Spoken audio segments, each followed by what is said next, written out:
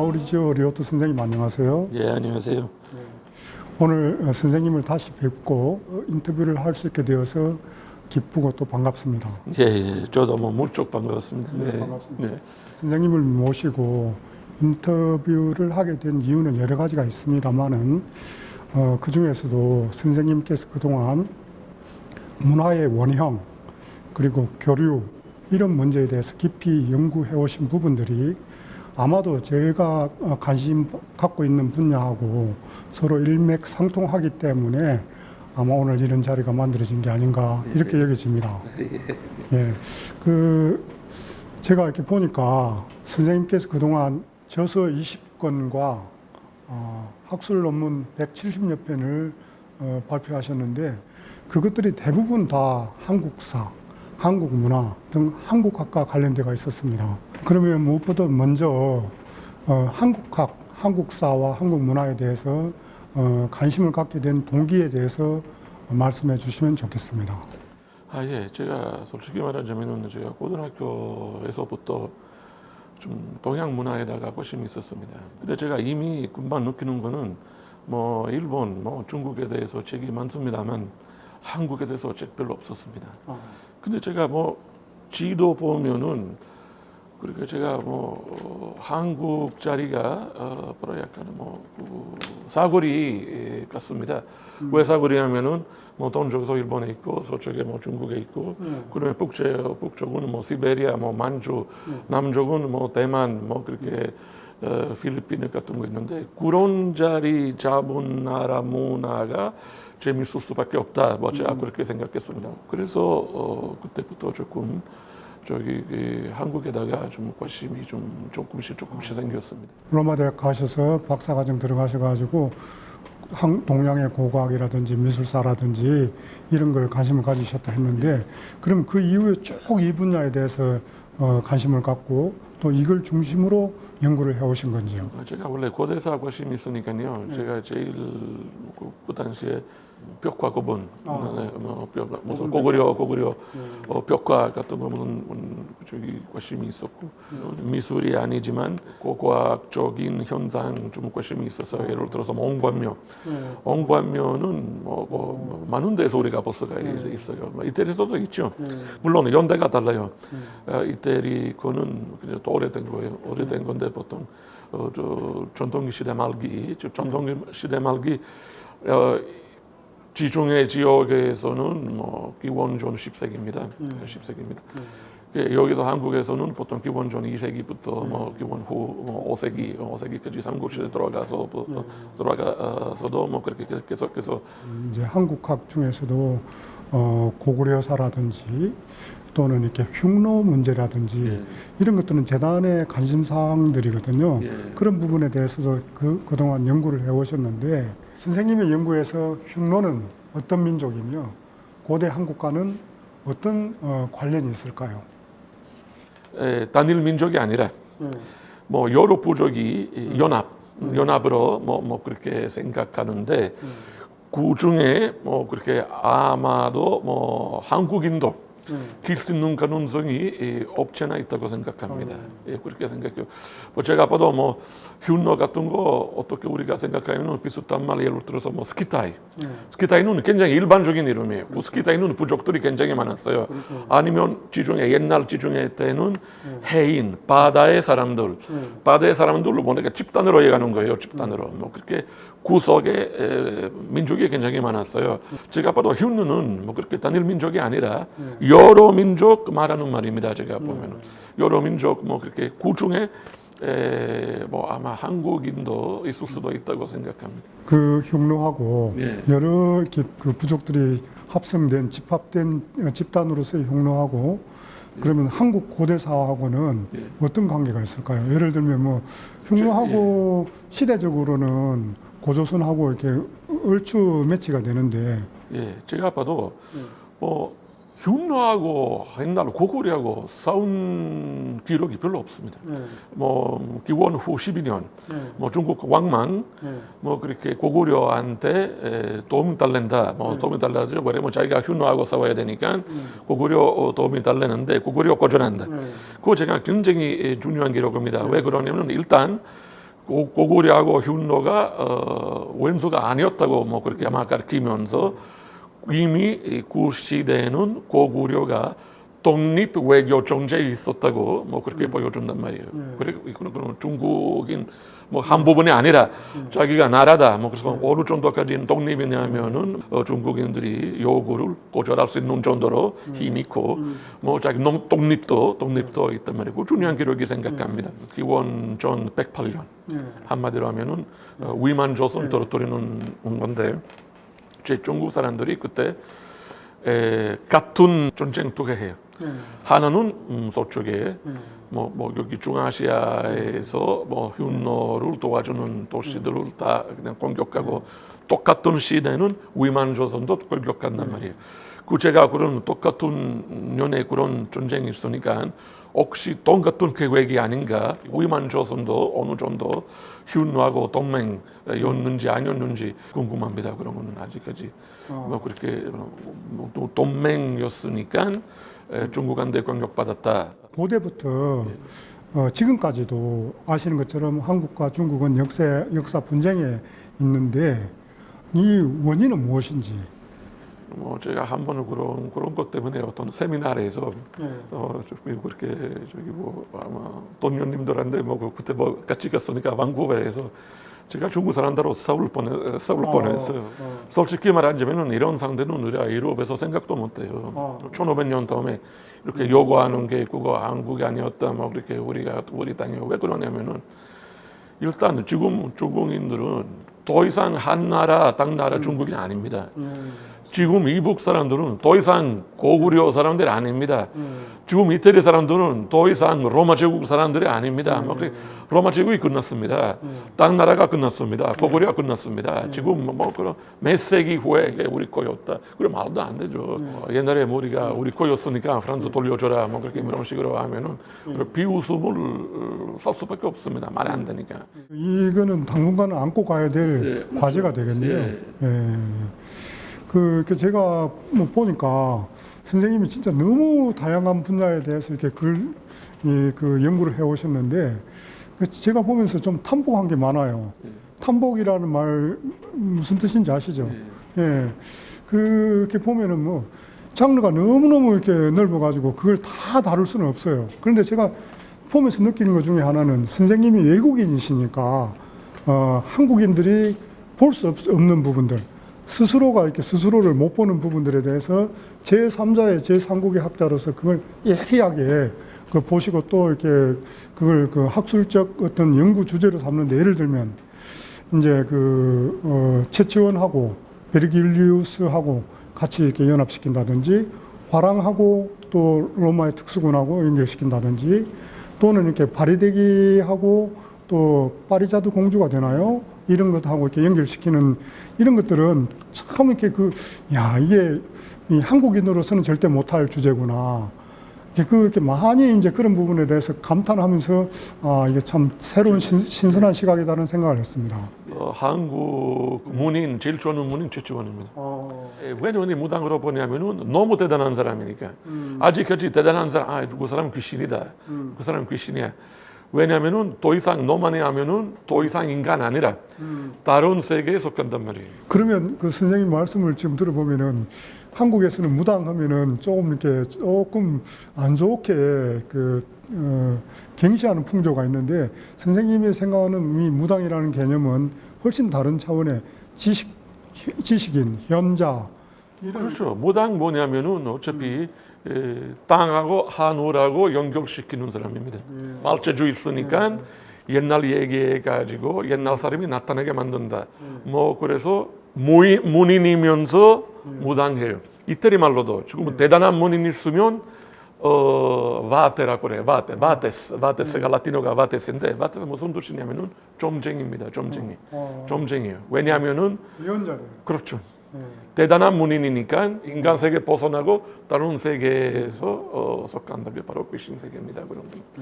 그거 어디서나 있어요. 그래서 뭐 그거 아랍에서 그런 거 있었어요. 아랍 이슬람 들어오기 전에 그 문인들은 시인들은 뭐 무당이었어요. 지금도 이제 몽골이라든지 스탄 국가들을 가면 소위 연창자라고 해서 한 3일 동안 부족의 그 유래라든지 그다음에 어떤 과정을 거치면서 오늘날 이런 이렇게 그 민족들이 생겼는지를 이야기해 주는 사람들이 있거든요. 아마 이제 선생님 말씀을 제가 듣고 보니까 연창자가 고대에 뛰어난 시인이고 또 최치원과 같은 사람이다. 옛날에 뭐 문화 교류 생각보다 많았는데 우리가 그런 거 왜 잘 알 수가 없냐면은 특히 정말 문화를 수출하고 수입하는 사람들이 누구였냐면은 외교인들이 아니고 선교사들이 아니고 군인들이 아니고 누구였냐면은 상인이었습니다. 상인이었는데 상인 같은 거 저기 뭐 실크로드 타고 뭐 사막 많은데 결국은 뭐 어느 가서 다 모이는데 몇 년이나 있었어요. 다 모였는데 다 서로 얘기하고 뭐 오늘 하루까지 하고 뭐 서로 알려주고 받고 놀이도 하고 다 서로 주고 그렇게 하는 건데 그거 기록 없어요. 왜 기록 없냐면은 상인들은 그렇게 일부러 알려주지 않았어요. 아니 자기가 어디서 돈 벌어야 되는데 그렇죠. 비밀로 해야 되는데 사람한테 알려줄 수가 없죠. 그런 부분에서 교류, 서로 간에 이렇게 서로 다른 지역 민족 간의 교류가 되게 중요한 역할을 했다는 것에 대해서는 저도 이렇게 의심하지는 않는데, 그럼에도 이제 한국 기층 문화, 예를 들면 뭐 바리떼기라든지 이런 저 심층 그 기층에 있는 심리들 이런 것들이 과연 이렇게 전파로만 이렇게 되는 것이냐, 그런 부분에 대해서는 저는 조금은 좀 이렇게 경계하는 시각을 가지고 있습니다. 왜냐하면 이제 우리가 이렇게 유라시아 대륙을 이렇게 보면은 서쪽에 저 헝가리라든지 거기에서부터 분명히 그 민족 이동도 있었고 시대별로 그게 있었지만은 그럼에도 기층 문화라는 건 있었다. 그래서 이제 그런 부분에서 분명히 어떤 부분은 주와 종의 개념이 없을 수는 없지만 그렇다고 해서 모든 문화가 일방적으로 한쪽으로 전파됐다라는 것에 대해서는 저는 그건 좀 경계해야 된다. 이런 시각을 저는 갖습니다. 그대로 받아주는 게 아니라 자기 식으로 바뀌죠. 예를 들어서 뭐 파리자드는 저기 그거 죽음의 나라, 그러니까 죽음의 나라 지하 아니라 산입니다. 산에 돌이 살아. 그리고 저기 파리자드는 다시 살린 사람들은 부모님 아니라 오빠들입니다.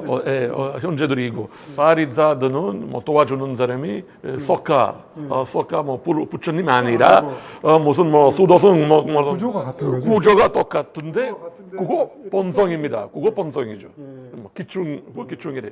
그래서 가르칠 때 과목이 있을 때 비교 문화라는 과목이 있습니다만 비교 본성 있을 수가 없습니다. 그것도 다 똑같아요. 진짜 좋은 말씀입니다. 그래서 제가 이렇게 딱 보면서 느낀 게, 이 어떤 구조주의적 어떤 접근, 그러니까 어떤 이렇게 스토리 혹은 어떤 에피소드의 어떤 구조적 어떤 맥락을 짚어내는 부분들이 참 중요하구나. 그러면 이 세계 우주 모든 것들이 서로 상통한다라는 것을 이제 알게 되는 거고, 그런 속에서 교류라는 것은 되게 중요하고. 그러면 질문을 좀 바꾸겠습니다.